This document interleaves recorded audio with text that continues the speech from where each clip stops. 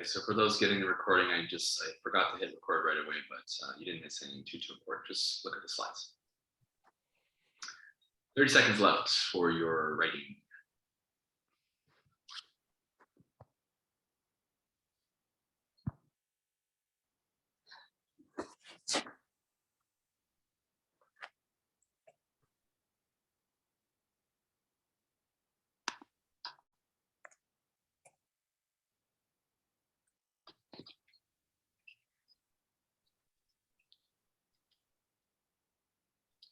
Okay, here we go. You're automatically going to be put into rooms where we'll take 3 minutes to discuss your questions. Here we go.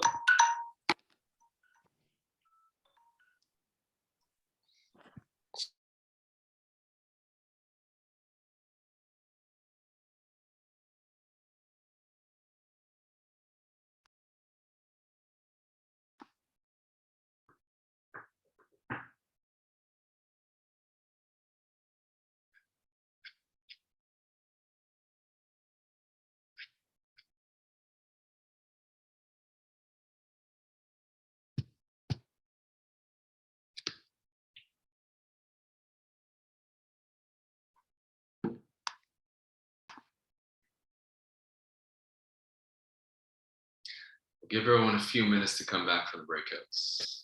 Takes its time.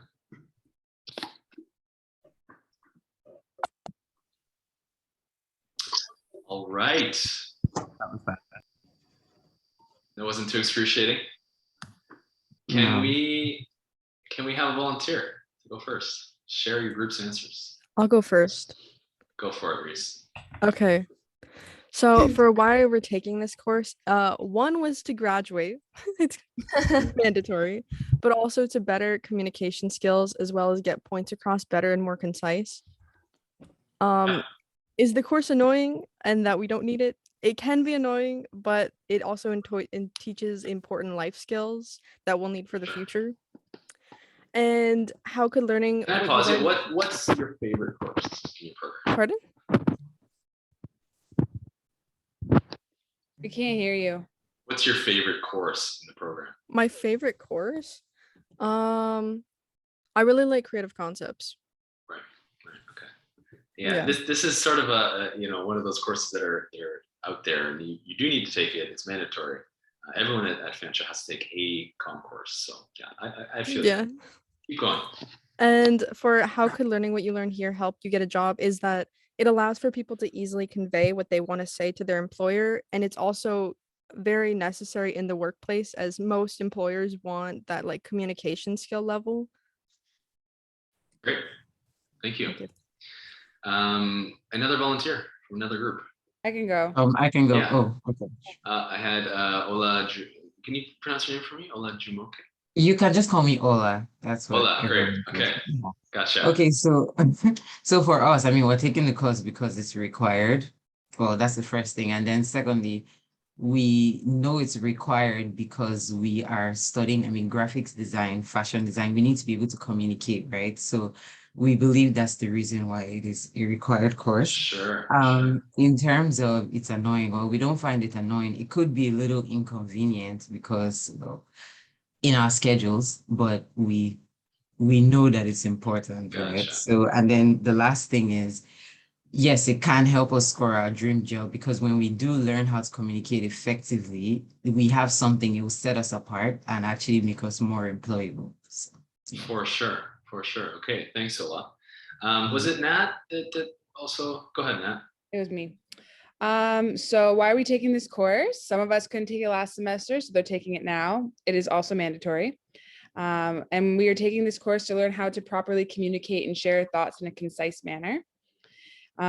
This is not in my opinion, I don't know anybody else, but I don't find this course to be annoying. I think that communication is a key process to design of any kind. You're trying to solve a problem and you need to be able to communicate what the issue is. And how could this job help us, or how could this course help us land our dream job is to build skills to communicate and help us work on a team. Because if you can't communicate, then nothing's gonna happen. For sure. Great. Okay. Well, thank you, Nat, for sharing that. We're a little crunched for time, so we'll pause there on this. But I also want to add that a part of communication is writing a resume, right? Being in an interview. You presumably would like to get a job after you leave here. Maybe some of you will start your own businesses, but I think most of you will probably want to find work somewhere, right? And some of you may not find a job with some kind of fashion related company, or design related company, right? So you might have to do something that you don't expect to pay the bills. This is part of life. And you will have to get a job by going through first submitting a resume usually, and then being in an interview, right? And the quality of your communication will determine how successful you are. And that can mean the difference between starting at 40K a year and 60, 70, 80K a year, right? So really, like, how you communicate is money in your pocket, just to be practical about it. Cool. Okay, it's also not bad for like convincing someone to date you. If you're single, it's a wonderful tool for everybody. Okay, moving on. Sharing screen again. Here we are. Okay, so very quickly on the expectations, what I'm expecting in this course. Participate. Don't just sit there and passively take in information. That's not really helpful for you. It doesn't make for a very engaging class. So take responsibility for your education. Make sure you watch every lecture every week, and preferably before you come to the homework lab, where we're not going to be teaching. We're just going to be answering questions about the lecture material. As I said, please finish assignments on time. It breaks my heart when someone loses 10%, 30%, or 100% just because they missed the deadline, right? So try to do things in advance. And that way, if you get sick or your computer crashes, you have the buffer time to finish it on time. Forget about last minute. Please ask questions. That's why I'm here, right? Be engaged, be alert, be enthusiastic, that's just good rules for life, right? If you're not enthusiastic, you're not going to go as far in life. Trust me. What's the purpose of college? Yes, you're trying to get a degree or diploma so you can get a job, right? But this is also preparing you for the work world. So we're not, as professors, we're trying not to give you like academic exercises just for the heck of it, right? We want to make sure that we're teaching the skills that will be applicable in the real world. And I've done a dozen jobs. I've had like 4 different careers. So I have good exposure to what employers are looking for, right? College is also a place to debate ideas. So I want to make sure that it's okay to be uncomfortable. If someone says something that you don't agree with, differing opinion, that's okay. As long as we're all being respectful, professional, there's no obviously inappropriate comments tolerated. It's okay to be uncomfortable, right? And this is a place to debate ideas, right? It's the whole idea of post-secondary education. Also, I want to say, set yourself some goals and a plan to succeed. This is your education. If you don't know what you want from this, hey, maybe you want a 50% just to pass, right? I wouldn't advise it, but set yourself a goal. Is it 80, 90? Is it improving your resume? Is it becoming a better writer? Some of you know already that you're not as strong as you'd like to be as a writer, right? So let's fix that. We can do it. I've X'd out nap time because you're not in class. I assume no one's going to sleep. And if you do, you'll turn your camera off. I won't know. But look, don't show up if you're not going to engage and be alert.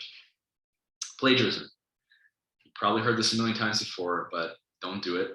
I have zero tolerance. I'm very good at catching it. Turnitin is checking your work against every website in the world, every other student assignment that's been submitted to every college and university in the last like 3 or 4 decades. So very, very hard to cheat and get away with it. Most people get caught doing it accidentally. So make sure you know what's okay and what's not. Don't ever copy paste something from somewhere else, put it into your paper and pass it off as your own. That will get you a 0. You'll get an academic offense on your record. The first one means a 0 on the assignment. The second one is a 0 in the course. The third one is expulsion from Fanshawe entirely. You don't get your tuition money back. I've never seen it happen, but it's a stick that we wield just to scare you off plagiarism, right? Don't do it. Respect yourself, respect your peers, and respect cultural differences. We're lucky at Fanshawe because we have students from all over the world, and that's a good thing. And some people might do things differently. Let's be okay with that. Who's in the chat here? Just want to let you know. Cool. Okay, gotcha. Next page. Professional conduct, like I said, respect your peers and yourself. Be honest, have integrity. I don't take well to lying or cheating, things like that. Come on time. 5 minutes early is on time. My late policy for assignments, 10% per day up to 3 days. After that, 0. And if you have a legitimate reason for maybe missing a deadline, please flag that for me before the deadline. If you come to me a week after the deadline's passed and I've never heard from you before, I'm not going to be very lenient, right? So come before and give me a good reason. I'm pretty reasonable, but if it's like, oh, I didn't feel well, I didn't do it, I'm struggling, blah, blah, blah. Like, or like a classic one, I was moving. Okay, well, you knew you were going to be moving, so let's flag that early for your professor and just tell me. I'll try to move the deadline for you, but I have to hold everyone to the same standards usually, right? Accommodations. Some of you have already, through your advisors connected with me, let me know that you need accommodations. I'm very helpful on that. Try to be anyway. If you don't have your official accommodation set up, go do it now. Talk to me if you want about your situation. You don't have to. I say book tests now. It's just really the quiz that we're talking about. I can give you extra time if you need it. Contact me before a crisis. I can't really help you after the deadline. My commitment to you is reply to emails within 48 hours, business days. I'm part-time, so I don't check my Fancha email every single day. I try to get marking done within 7 days of the deadline. If it's a longer assignment, it might take me longer. If I have have something come up, I might not get it done in a week, but I do my best. I'd love to chat with you face to face. If you have an issue, we can Zoom, we can have a phone call, and let's laugh. If I'm getting too serious or being too hard on you, let me know. Call me out in a nice way. Okay, now what are your expectations? Does anyone want to sort of, does anyone have an issue with anything that's been said, or any thoughts, questions, queries, concerns? Actually, I just have a quick one. Yeah, that's the plagiarism part. So you said that some students accidentally do it, like they just don't know, like, like they end up saying the same 2 words, right, or something like that, right? Could that be appealed easily, or just like how would that work if you just didn't cheat, but coincidentally, you and another student have the same answer? So myself and the other professors, we're usually making a judgment call, right? Turnitin is just a piece of machinery. It's going to show you what has been copied word for word from another place, right? If it's a very standard statement, like you see on a resume a lot, thank you very much for your consideration. I look forward to hearing from you, right? That might show up word for word on your resume. That's not considered plagiarism. It's just a common thing, right? I'm not going to fail you on the assignment for that, right? You will lose marks because you weren't original, right? You just copied something that's a stock phrase.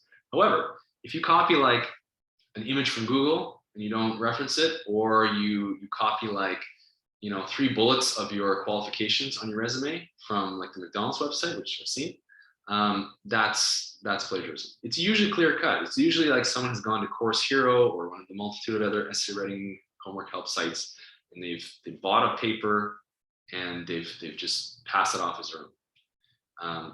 Another place where people get dinged a lot is on the cover letter and resume assignment, because maybe they have a resume that they started when they were in high school, and they forgot that they borrowed some language from somewhere else.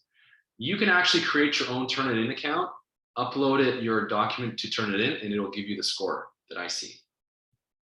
Okay, I can share that document, how to do that.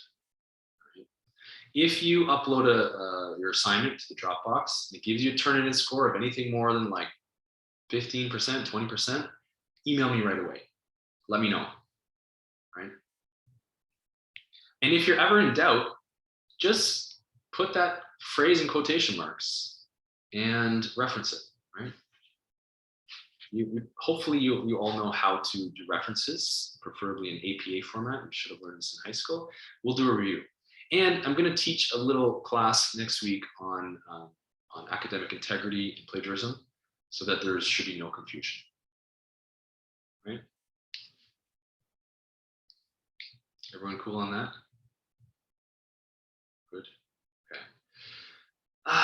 we're a little behind, but here we go. Other help, if you need it, the Learning Center is awesome. You can go there in person or just contact them. It's for help academically, homework help, tutor groups, etc. And then Student Success Centers for things like your housing. There's a tool sharing shop. If you have an accessibility issue, if you have a complaint about Fanshawe, there's an ombudsman's office. Helpful, if you need something, you probably can find help there, including like mental health help, right? Through the Student Success Center, I believe. Okay, quick check-in for questions. If not, I'll move on.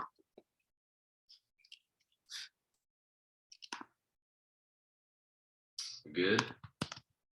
Cool. Okay.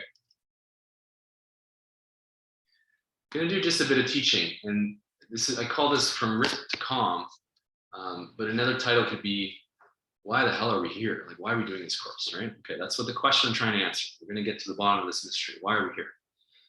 You probably know, and some of you will have been through this, RIT is the course code for the course that comes before COMM, right? RIT is for people that needed extra help with their writing or communication, right?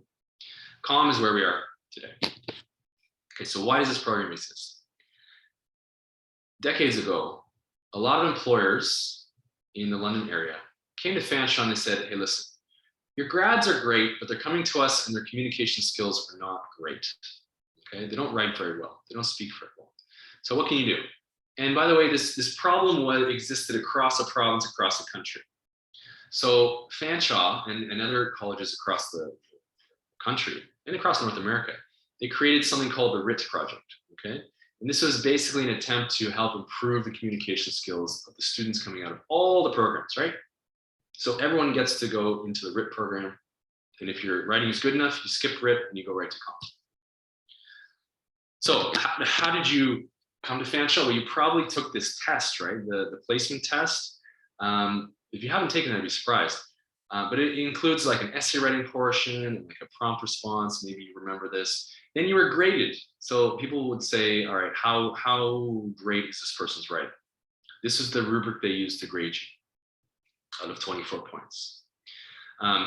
If you got a score between 1 and 3, you're placed in level 1, which means RIT.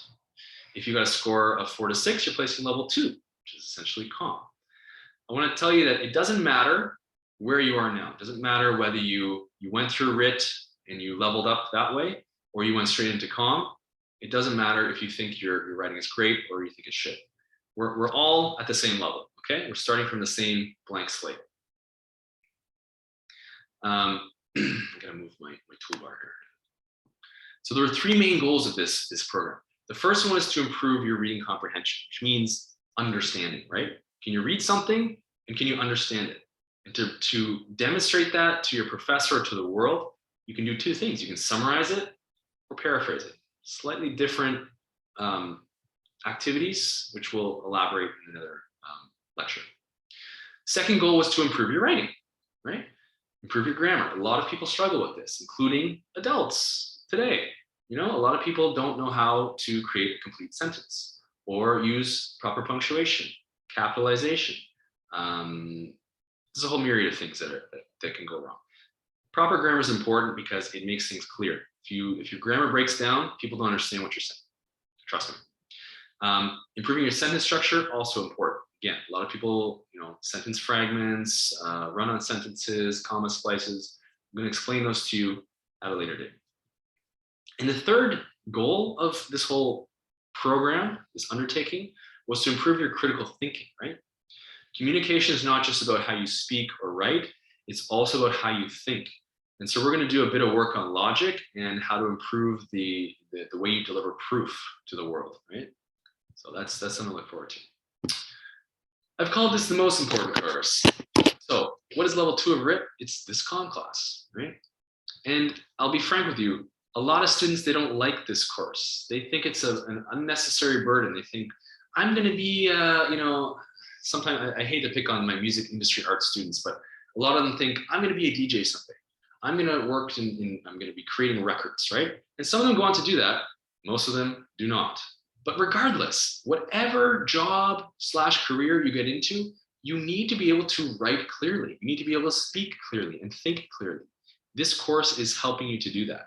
So I urge you to take it seriously, but in a second, I'll give you other people's opinions on this. Who can tell me what is a think tank? Just take a guess if you don't know. Like a brainstorming session or? So yeah, think tank does a lot of brainstorming, yes, but this is a more specific like organization, type of organization. What's a think tank? You hear this on the news a lot.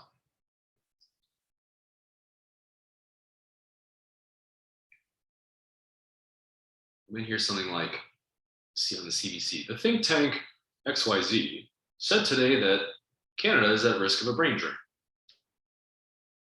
or that mortgage rates will increase significantly in the next quarter. Researchers? Essentially, yeah. A think tank is a group or an organization of usually really smart people, sometimes, hopefully, yeah, they should be smart, that study problems. And sometimes it's governments that task them with doing this research. Sometimes it's big corporations or industry associations. And so the Conference Board of Canada is a think tank. And they did this study on what are the skills that employees need to succeed, employability skills, okay? So what did they find? In their research, it said that the fundamental skills for being a successful employee, the number one thing was communication. And that means reading and understanding information, writing and speaking so others pay attention and understand, listening and asking questions, sharing information, etc. Okay, so all right, maybe you say, all right, well, they're just eggheads, and they're working their ivory tower. Who cares? Fine. Workopolis, one of the, if not the biggest job hunting site in the world, they thought, oh, let's do our own research, right? So they crunched the data in their own, the postings that exist on their website from real employers, and they went and they looked at, all right, what are the things that employers are asking for the most, right? What they found was, hey, it's communication skills and writing. That's the number one in Canada, right? And I'm sure it's the same around the world. Okay, so now you think, all right, now we have two pieces of evidence saying communication is super important. If that was enough for you, Google, they went back in 2013 and they looked at all their hiring and firing data, all their employment data, that, they're a data powerhouse. They collect all this stuff from the start of their incorporation in 1998. And they wanted to understand what makes for a successful employee. What makes someone stick around, thrive, climb the ladder, whatever. It was communication and listening well. Critical thinking, right?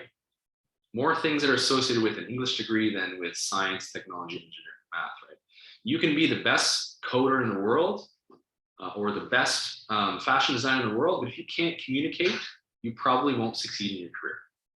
Just saying. That's the reality. So knowing all the research out there, the facts, what's the purpose? Well, we're preparing you here for real workplaces. This is not just some academic exercise that we're doing to torture you. This will help you do well in the workplace. You can trust me. I've worked in corporations, government, I've worked in startups. In every case, I needed to speak and write well. So COMM is mandatory. Everyone at Fanshawe needs to take at least one COMM course. But don't think of it as like some have to do. Think of this as I'm getting a leg up, I'm getting a benefit here, right? So no matter where you were with your writing before this, forget it. Keep your head high. We're gonna get you to the point where your writing and your communication is ready for the work world by the end of this course, right? When you leave, I hope you will have a renewed appreciation for writing. Look, as a writer, I'm biased. I love the written word. I think it can be used in beautiful ways and powerful ways to communicate and to entertain, to convince. But I hope you will also be convinced of that too. Regardless, when you leave this class, you will be a confident communicator. That's my goal. So a little bit more teaching here, and I would write this stuff down because it will be on the quiz. Hint. Critical communication. Critical means you're using your brain. You're judging, right? You're making a value judgment on something. So critical communication involves reading people, choosing words carefully, understanding the consequences of those words. And we're going to do a lecture, I think next week, on purpose, audience, and context. Whenever we communicate, we want to start with, what's the purpose of this communication? We want to entertain, sell something, inform, get a job, get a girlfriend. Audience, who are we speaking to? You're not going to speak the same way to a group of 5-year-olds versus 65-year-olds. And what's the context? People happy? Are people angry? Do people just have a loss? What's the context? Okay, so that's critical, the critical level. The emotional level of communication, I saw a TikTok yesterday that was brilliant. Simon Sinek says 100% of clients are humans. 100% of employees are humans. 100% of investors are humans. So you need to know how to speak to humans. And humans are emotional. So if you want to convince or motivate or get through to a human, you have to remember that you can pull on these emotional strings, right? So if you want to support somebody, encourage them, include them in a discussion, really help them feel like they're listened to, get some collaboration going or forge a compromise, you need to understand how to communicate on an emotional level, which we're going to learn.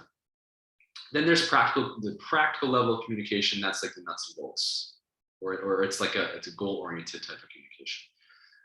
That includes creating clear instructions, giving project updates, just touching base with your team, and maybe coordinating a project, right? Practical stuff.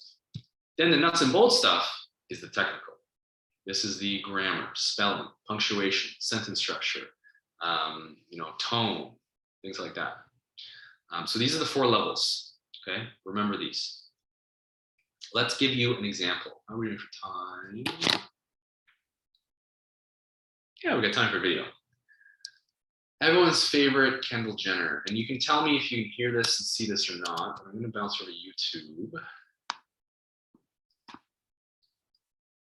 So I'll set this up for you. This was an ad that Pepsi created with Kendall Jenner right after Donald Trump's election in, 2015, something like that, around there. There were protests in the street, right? A lot of people upset about what he was implementing. And so Pepsi thought, let's jump on the bandwagon. So as you watch this, think about, those levels of communication. How, did someone do critical thinking on this or not? Are we pulling at emotional heartstrings or not? Is it technically well done or not? Okay, so let's watch.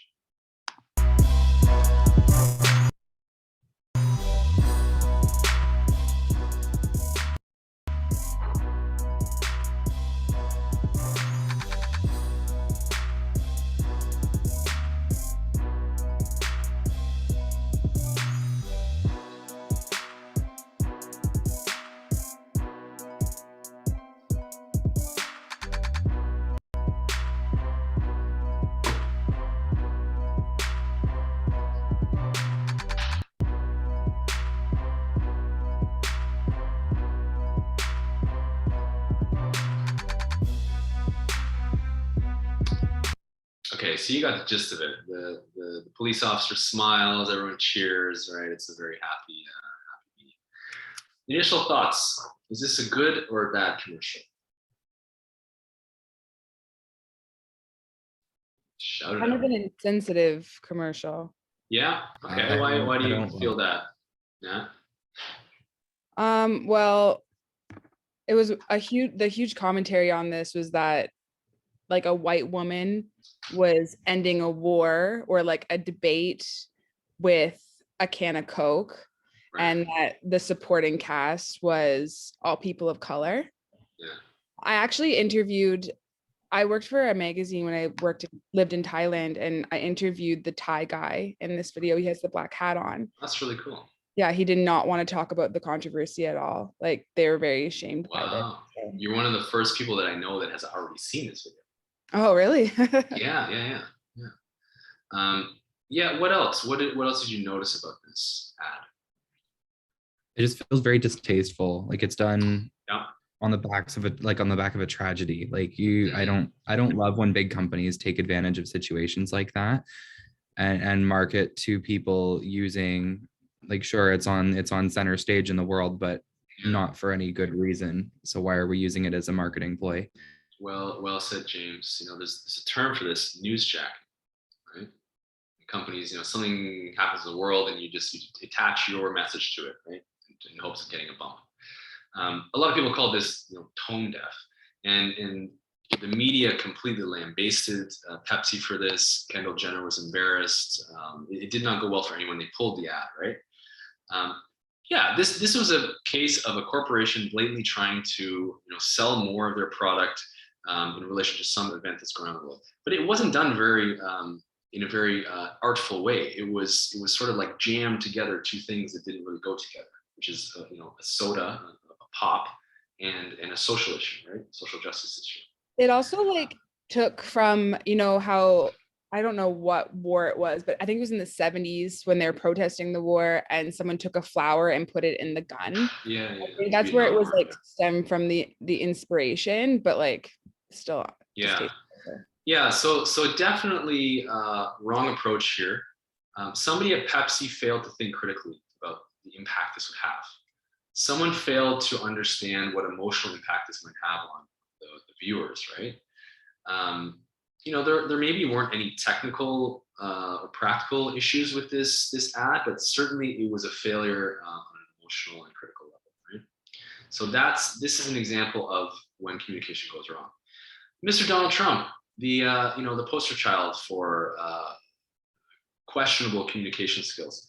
Here's a tweet he made some time ago. Happy Cinco de Mayo, right? The best taco bowls are made in Trump Tower Grill. I love Hispanics, right? And this is not the first or the last tweet that made him look like a dork, right? So what's the problem here? It's quite offensive. What do taco bowls, especially ones made in Trump Tower, have to do with Hispanics, right? As if every Hispanic is eating, the certain type of food. It was insensitive. It was hurtful. It was just bizarre, right? So again, Mr. Donald Trump is sort of a good example of what not to do ever, right, with his communication. Whether you agree with his, sorry, I didn't mean to interrupt, but it also please. feels a little really forced too, Yeah. Yeah, it's like, this is the best you come up with, Mr. Trump. Like, taco bowls. Come on. How about something about historical issue or whatever. So anyway, I hope you all understand the point here, that it was not a very good, effective use of like an emotional communication. Moving on. Now we're getting into sort of more of the technical communications errors, right? And we'll be nonpartisan here. We'll do Donald Trump and Hillary. Looks to me like the Bernie people will fight. If not, their blood, sweat, and tears with total waste of time, right? Misspelling. He used the wrong version of the word that sounds the same, right? Makes you look kind of silly. And here, someone on Hillary's team misspelled the word tomorrow, right? Quick spell check would have caught that, right? I think this was, the president said something about the possibility of promoting lasting peach, right? Ha ha ha, very funny, very silly. But in reality, the media picks this stuff up and they make the person who said it look silly, right? It's just a funny mistake, but it's treated with a lot of media attention. So typos matter. And I'll just throw this out there. One typo on your resume, 50% of employers will throw that in their recycle bin immediately or delete it from their computer. They won't even look at you because you didn't have the skill to catch that error. If you're not catching errors on your resume, you might not be doing a great job in the job, right? So very, very important to catch typos.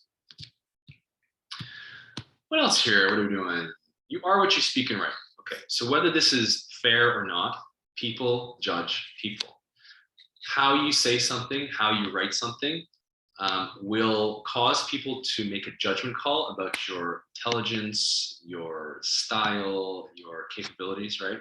And that it might not be fair, but hey, it is the reality. So if you can improve your communication and be careful with it, that'll improve your reputation, but also how far you get in life. If your message is clear, people will respond more positively, right? People will have a higher esteem of you. Okay, let's look at some examples.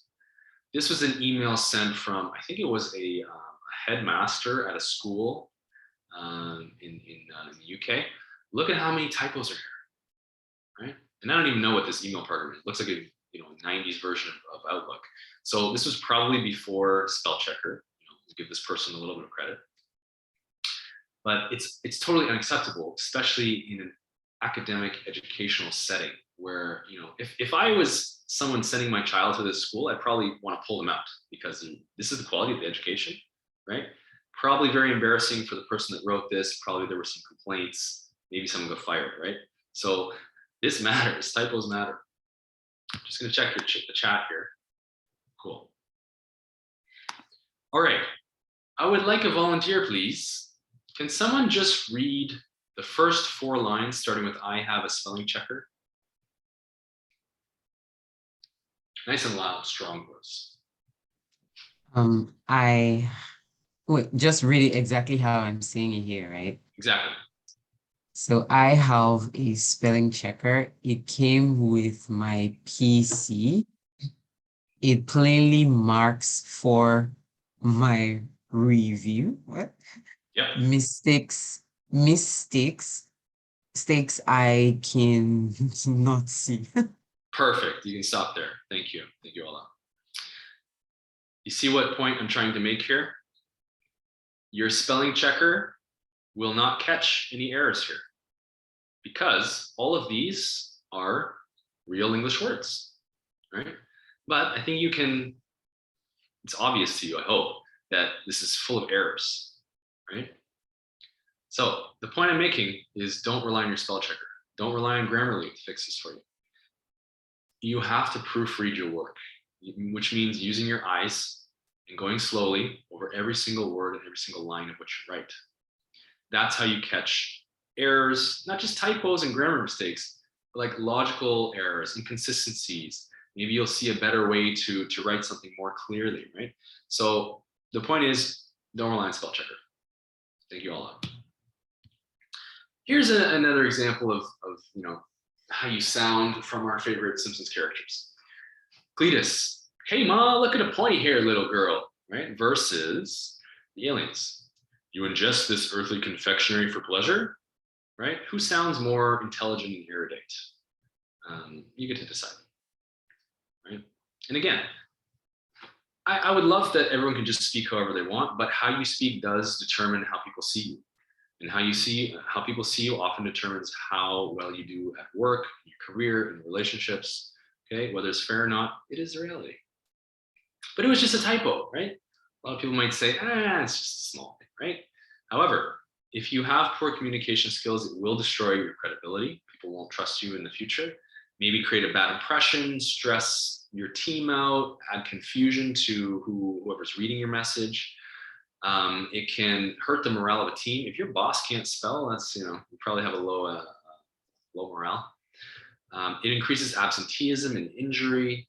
If you have a warning poster on the wall about a hole in the floor, but that doesn't read clearly, you fall into the hole and you hurt yourself. Silly example, right? You can lose profits, you can get sued, clients will leave you might even have staff leave you. And it's going to stifle innovation. People won't want to create new ideas if like the whole team is a mess, right?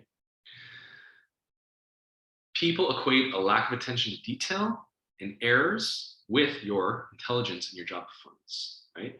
You might be the most talented coder, artist, musician in the world, but if you can't speak and communicate well, people will have a lower esteem for you. And I want to leave you with this quote here. How you do anything is how you do everything. So essentially what this means is that if you do something poorly, you probably, chances are, doing everything poorly. Or if you're doing something mediocre, you're probably doing everything mediocre, right? So remember this when you are editing your work, when you're writing something, even if you think it's a small thing, make sure it's your best work. Time, how are we doing on time? I'm at time, okay. So just very quickly gonna run through this stuff. Write this one down because it's on the quiz. Communication's central objective is a transmission of meaning. What does that say in plain English? It means that the reason we communicate is so that we can get meaning or a message from one person to another person, from one place to another. That only happens if the receiver understands it as you intended it, right? It sounds really easy. Like, I'll just tell you what I want and I'll get it, right? You'll understand. That doesn't happen all the time. In fact, it doesn't happen often. Many times I'll say something, I'll think that you understood it, but really it didn't happen, right? In that case, there's no communication. Okay, this is, I swear, the last slide. A little funny bumper sticker here to help you remember how important grammar and doing things properly is, not just to this course, but to your life. First one is, let's eat grandma. Second is, let's eat grandma, right? You see the difference? It's only a comma, right? But in one case, you're having a nice lunch with grandma. In the other case, it's cannibalism, right? This is the power of just a comma, right? Silly little example, but hopefully this will stick in your mind that it is important that you're clear with your writing. And I've asked for shares here, but we're out of time, so I'll let you go. We'll see you back here on Wednesdays. Again, it's optional, but I strongly encourage you to come. You will come prepared with having watched the lectures and you have your questions ready. I'll give you hints and a leg up on doing well in the assignments every week, every Thursday, okay? Questions? You said Wednesdays again. Is that My supposed apologies. to be Thursday? Thursdays, you got it. Okay. Yeah. Everyone happy, copacetic, ready to rock? Cool. Okay. Well, thanks for coming. Appreciate the good turnout. We'll see you next week. Good luck with your assignment. Thank Have you. a good day. Cheers. Thank you. Thank you.